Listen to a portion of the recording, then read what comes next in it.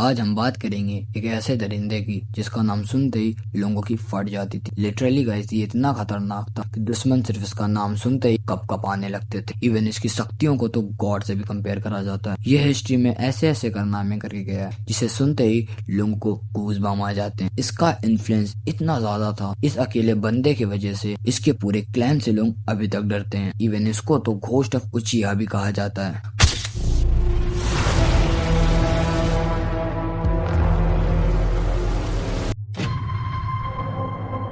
माद्रा ने बचपन से ही खून और खराबा देख रखा था। ये एक ऐसी दुनिया बनाना चाहता था जहाँ सिर्फ पीस हो, वॉर नाम की कोई चीज ही ना हो। लेकिन हम जानते हैं peace doesn't come without a war. लेकिन इसके पास एक ऐसा तरीका था जिसके थ्रू ये बिना वॉर के दुनिया में पीस ला सकता था।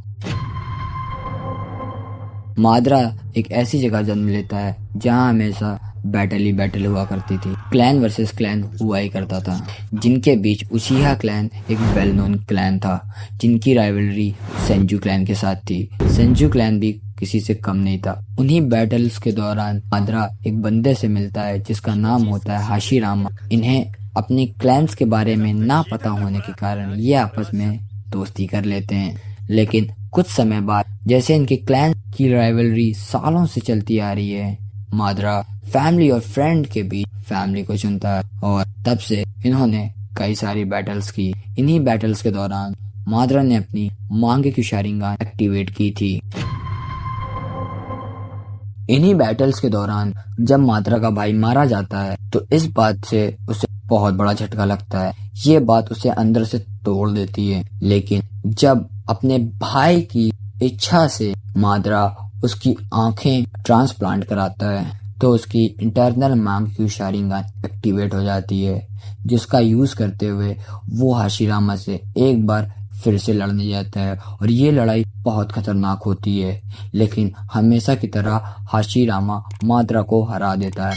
अगर हाशिरामा चाहता तो इस सालों की राइवलरी को एक झटके में खत्म कर सकता था, लेकिन वो इतना काइंड हार्टेड पर्सन था। माद्रा की तरफ एक दोस्ती का हाथ बढ़ाते हुए कहा कि चलो एक विलेज बनाते हैं और इस सालों की राइवलरी को खत्म करते हैं। तो ऐसे होती है द हिडन लीफ विलेज की स्थापना, जिसका होकागे बनता है हाशिरामा। तोबीरामा के रहते हुए और हाशिरामा के होकागे बनने के बाद माद्रा को इतना तो अंदाजा हो गया था कि विलेज वाले उस पर अभी भी भरोसा नहीं करते हैं। इन्हीं सब के बीच माद्रा जब उचिहा स्टोन टैबलेट को पढ़ता है, जिसे ब्लैक ज़ेत्सु बहुत पहले ही बदल कर चला गया था। जब वो उचिहा स्टोन टैबलेट को पढ़ता है तब उसे दुनिया में पीस लाने का एक अलग तरीका पता चलता है, जिसे पढ़ने के बाद माद्रा विलेज को छोड़ देता है और जंग ऐलान कर देता है। और इस बार वो अकेला नहीं होता है, वो अपने साथ लाता है नाइन टेल कुरामा को और ये जंग पूरे 3 दिन तक चलती है। और ये बैटल इतनी ज्यादा खतरनाक होती है कि इसे सदियों तक याद रखा जाता है। और ये बैटल का अंत होता है माद्रा के मरने के बाद।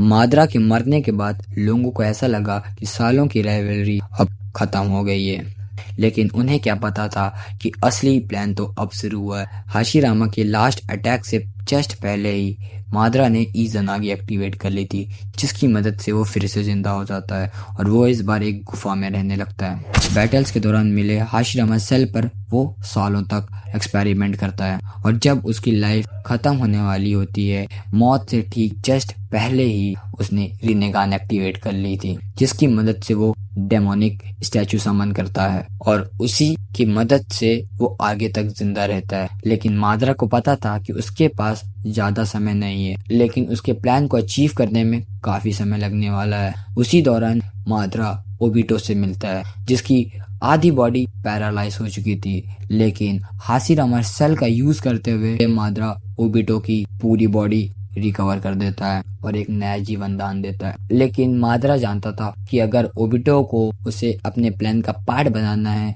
तो उसे उस पर पूरी तरह कंट्रोल करना होगा। और तभी माद्रा अपना फेवरेट डायलॉग बोलता है, Wake up to reality. Nothing ever goes as planned in this accursed world. The longer you live, the more you will realize But the only things that truly exist in this reality are merely pain, suffering, and futility. Listen. माद्रा तो manipulation में God था और फिर plan करवा के रिन को ककाशी के हाथों ओबिटो की आंखों के सामने मरवा देता है और अपने प्यार को अपनी आंखों के सामने मरता हुआ देख ओबिटो मांगे शारिंगन एक्टिवेट कर लेता है। और फिर क्या, माद्रा अपना पूरा प्लान बताता है और कहता है कि तुम्हें ही मेरे प्लान को कामयाब करना है और अब से तुम जियोगे माद्रा बनकर और मेरे प्लान को कैरी करोगे। और फिर नागाटो को रिनेगान देकर माद्रा मर जाता है। माद्रा के मरने के बाद ओबिटो माद्रा के सारे प्लान को अंजाम देता है, जैसे कोनोहा पे नाइन टेल छोड़ना और मिनाटो को मरवाना, नारुतो को अनाथ बनाना और अकात्सुकी फॉर्म करना और फिर याहिको को मरवा के नागाटो को अपने तरफ करना और अकात्सुकी की मदद से सारे टेल्ड बीस्ट को पकड़वाना और फोर्थ ग्रेट निंजा वॉर को शुरू करना। Fourth great Ninja of war के दौरान जब काबुटो माद्रा को रिवाइव करता है और इस बार माद्रा अपने प्राइम से कई ज्यादा ताकतवर होता है। लिटरली गाइस तब शुरू होती है वन साइडेड बैटल। और भाई कोई कैसे इतना खतरनाक हो सकता है। 80,000 शिनोबी और 5 होकागों को माद्रा कुत्तों की तरह पेलता है, तब अलग ही लेवल की फीलिंग आती है। ऊपर से ये गारा जब ये बोलता है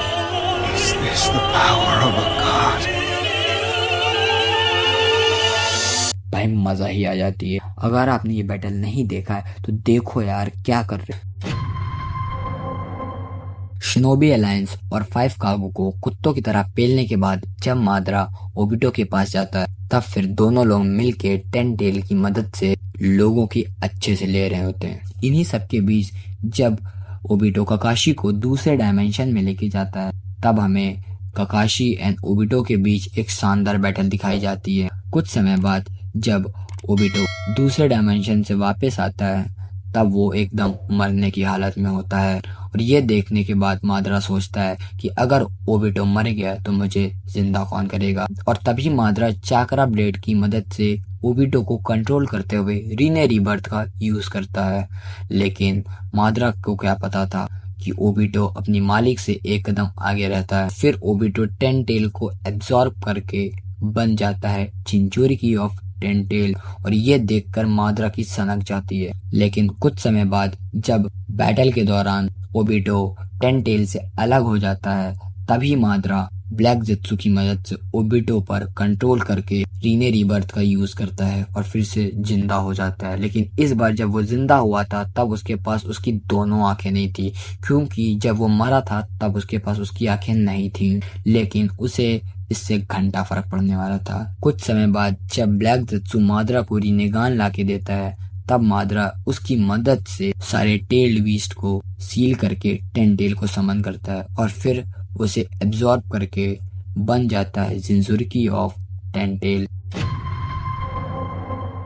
अब तक तो हम सिर्फ माद्रा को गॉड कह रहे थे, लेकिन 10 टेल को एब्जॉर्ब करने के बाद माद्रा अब गॉड बन चुका था। लेकिन अभी भी उसे दुनिया में पीस लाने के लिए उसे दूसरे रिनेगान की जरूरत थी जो ओबिटो के पास थी। तभी माद्रा ओबिटो के पास जाता है, लेकिन अब ओबिटो बदल चुका था और फिर ओबिटो साकुरा को लेकर दूसरे डायमेंशन में चला जाता है और ये देखकर माद्रा की और भी सनक जाती है। और तब हमें देखने को मिलता है one of the best unexpected moment in anime world, मतलब माद्रा वर्सेस माइट गाय। और ये लड़ाई इतनी ज्यादा खतरनाक होती है कि जिसे हम गॉड कह रहे थे वो इस मामूली बंदे से कुत्तों की तरह पिलता है। मतलब समझ लो भाई, जिसे हम गॉड के साथ कंपेयर कर रहे थे, मामूली से बंदे के सामने टिक नहीं पा रहा था। और इसी बैटल के दौरान माइट गाय को टाइटल मिलता है, Madra, declare that you are the strongest of them all. लेकिन बीइंग अ गॉड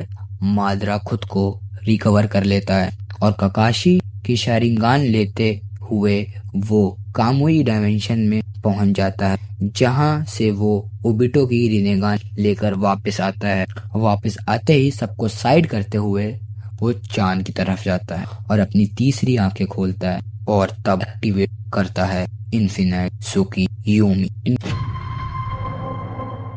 इन्फिनाइट त्सुकियोमी के एक्टिवेट होने के बाद लोग अपनी इटर्नल ड्रीम में चले गए थे हमेशा हमेशा के लिए। और ये देखकर माद्रा को ऐसा लगता है कि उसने अपने सालों के प्लान को अंजाम दे दिया और उसने क्रिएट कर दिया एक ऐसा वर्ल्ड जहां बैटल नाम की कोई चीज ही नहीं होगी, जहां होगी तो सिर्फ पीस। लेकिन उसे क्या पता था कि वो जिन्हें अपना प्यादा समझ के यूज कर रहा था असल में तो वही था असली मास्टरमाइंड। तभी एंट्री होती है ब्लैक जत्सु की, जो अपना हाथ माद्रा के सीने से आर पार कर देता है और बोलता है चल बे हाय, और फिर जिंदा होती है कागुया ओतोत्सुकी।